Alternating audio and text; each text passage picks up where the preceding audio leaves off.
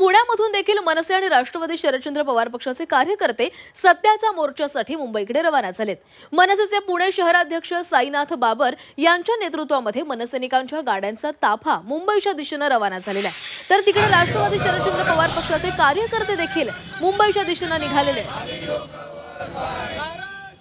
राष्ट्रवादी शरदचंद्र पवार पक्षाचे हे कार्यकर्ते आहेत। पुण्यामधून मनसे आणि राष्ट्रवादी शरदचंद्र पवार पक्षाचे कार्यकर्ते सत्याच्या मोर्चासाठी मुंबईकडे रवाना झालेले आहेत। मनसेचे पुणे शहराध्यक्ष साईनाथ बाबर यांच्या नेतृत्वामध्ये हे मनसैनिक आता आपल्या गाड्यांचा ताफा घेऊन मुंबईच्या दिशेने रवाना झालेले आहेत।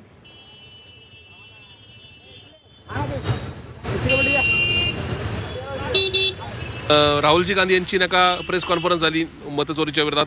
त्याचबरोबर एकूणच मान्य पवारसाहेब हे सगळे नेते जेव्हा राजसाहेब असतील उद्धव साहेब असतील रस्त्यावर उतरले त्यावेळेस मात्र निवडणूक आयोगाला लक्षात आलं की आता आपण जास्त चोरी करताना पकडलं जाऊ म्हणून ते थांबलंय। पण आता तेवढ्यावर चालणार आहे तर आमचं म्हणणं की मतदार यादीच दुरुस्त करा आणि म्हणून आजचा हा लाखोचा मोर्चा आहे। पुणे शहरातून सुद्धा हजारोच्या संख्येने कार्यकर्ते त्या ठिकाणी निघाले।